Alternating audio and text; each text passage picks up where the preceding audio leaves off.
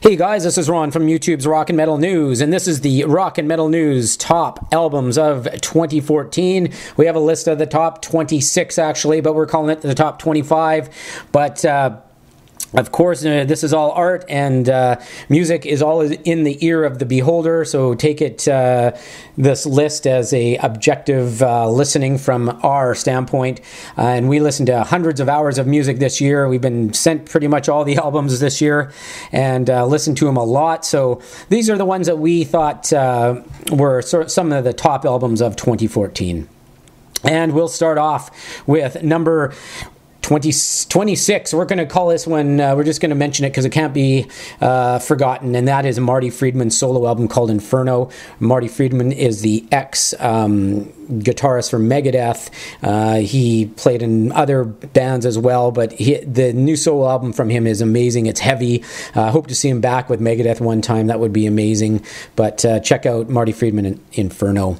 Number 26 was In Flames' Siren Charms. It may not make people's lists of the top albums of 2014. However, I've accepted the new In Flames. I don't expect them to put out old heavy stuff, which I wish they did, but I think the album was still pretty good for not expecting some old In Flames.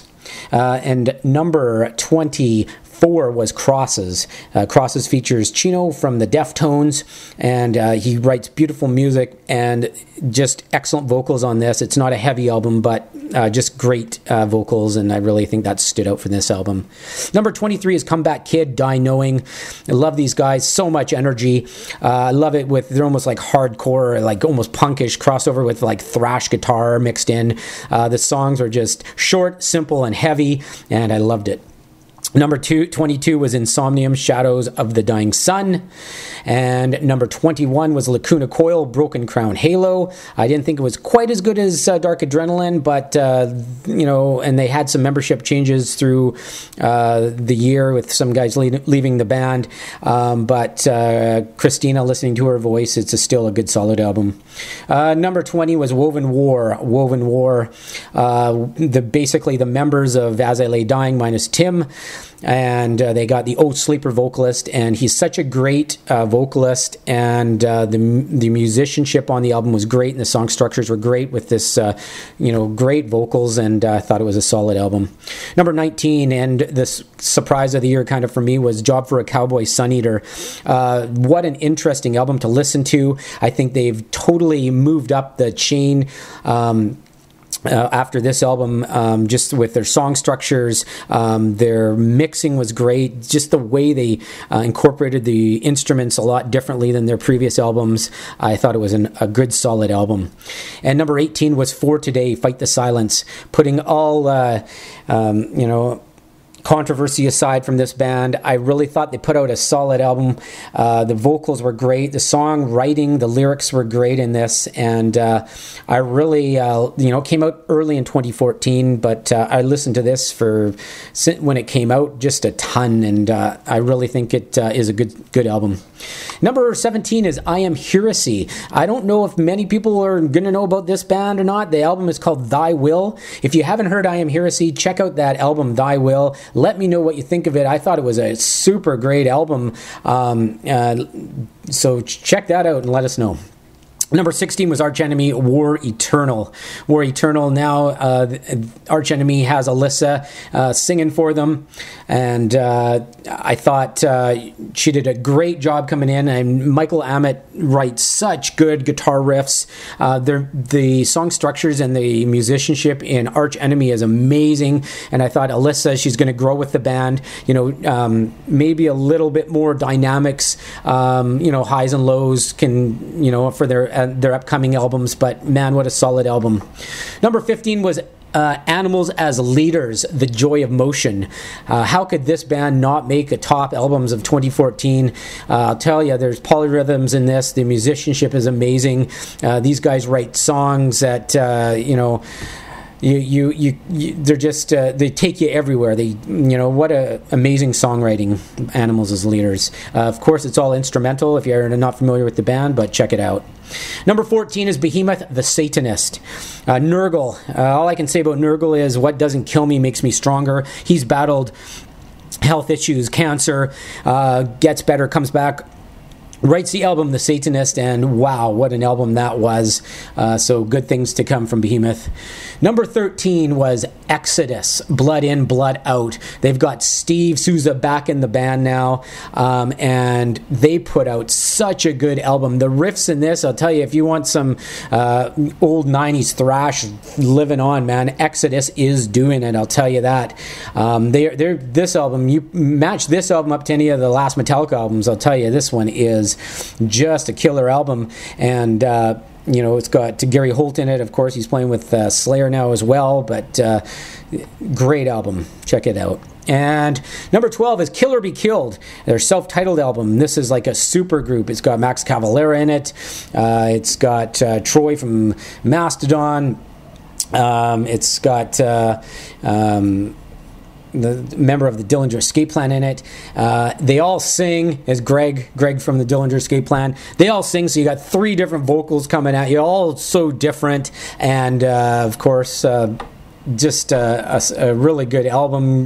Great lyrics, great song. They write their songs about some interesting topics and things like that. Check out Kill or Be Killed. Number 11 was Sanctuary, The Year the Sun Died. Wow, what an album this was. What a comeback for the band. Just every song on here is great. Check out Sanctuary, The Year the Sun Died. Number 10, a little bit of a shift of styles, was Dog Fashion Disco, Sweet Nothings. These guys have some heaviness. They got horns. They got almost like funk. They have such dynamics in this album. I really loved it. It wasn't super heavy, compared to a lot of metal stuff, but I love the album. I love the lyrics and the vocals in it as well. Number 9, Unearth, Watchers of Rule. This album is just an onslaught from the first notes. This album is so heavy and solid, and the great structures, musicianship. Really, really love the new Unearth. Number 8 was At the Gates, At War with Reality. Oh, super classic band, classic album. They are just they came back with a really great solid album. Loved it. Number 7, The Devil You Know, Beauty of Destruction. Howard Jones, man, what a vocalist he is. This album is so good. Right, this is every song on this album is great. They throw you all over the place with this one. Number 7 was Allegaeon, Elements of the Infinite. Talk about putting on guitar clinics. Every guitarist got to check out Allegaeon, Elements of the Infinite. This is just full of excellent guitar, like solos, the riffs, the dynamics, everything in this one. Number 5 was Devin Townsend, Z2. Devin Townsend is just a master at writing music. It's not a super heavy album, but the melodies in it are amazing, and his vocal style, I just love his vocal style. Of course, he was the ex-vocalist, a strapping young lad, and I just really love this album. It's kind of like a 2-part album. The second part was Ziltoid. As far as I'm concerned, that second part of the album, all the Ziltoid stuff, was like a bonus. I thought the first part of this double album was just amazing. I loved it. And now we're getting into the kind of the top 4, and these were my favorites of the year for sure. Number 4 was Mastodon, Once More Around the Sun. I didn't think it was quite as good as The Hunter. We had The Hunter when it came out as the number 1 album of the year. This one we got number 4 because I just thought it was just not as good as The Hunter, but it's still a really great album. I love the 3 vocalists again, and they just write good songs, and it sounds great. Number 3, Judas Priest, A Redeemer of Souls. Judas Priest came back with this album, and they reminded me of the new Black Sabbath album Reunion. It's like Judas Priest took all of their catalog through all the years. They mixed in some bluesy stuff, some heavy stuff. They had just... It was like an album that spanned their career, and I loved it. I thought even Halford was, his vocals are still good. I mean, he can't hit the super highs like he used to, but they were great. Richie Faulkner just added to the band as well, and I thought it was a great album. Number 2 was Slipknot, Point 5, The Grey Chapter. I thought this was a much more dynamic Slipknot album. There was sometimes in here I'm thinking, wow, am I really listening to Slipknot or not? And some songs I'm like, wow, that's totally Slipknot. And I thought they used a lot more dynamics within their songs. It wasn't all kind of one style. And Corey Taylor, what a great vocalist. You know, and the band, you know, has been through some huge changes with Paul Gray passing away and Joey Jordison, you know, fired or whatever he was out of the band. And I did think they really put out a solid album. I thought with all those musicians in there, man, they got to put out something good, and they did it. Number 1, this album, man, it just came out, and it is our favorite album of the year, and it is Machine Head, Bloodstone, and Diamonds. Wow, Rob Flynn on this album, he wanted to make it good, and I'll tell you, Rob, mission accomplished. This album has everything in it. It's got every little piece of a Machine Head album from the previous stuff, plus more. They've got strings in it. They have such dynamics, heaviness, just a really great album. Thank you for putting out that great album, Machine Head, Bloodstone and Diamonds. Bloodstone and Diamonds, number 1 for Rock Metal News of 2014. Let us know what you think of the list. Let us know, of course, what we missed, because I'm sure there's tons of stuff out there that people are going to be like, what? That wasn't in there? Let us know, and we'll definitely check it out again, and thanks for tuning in.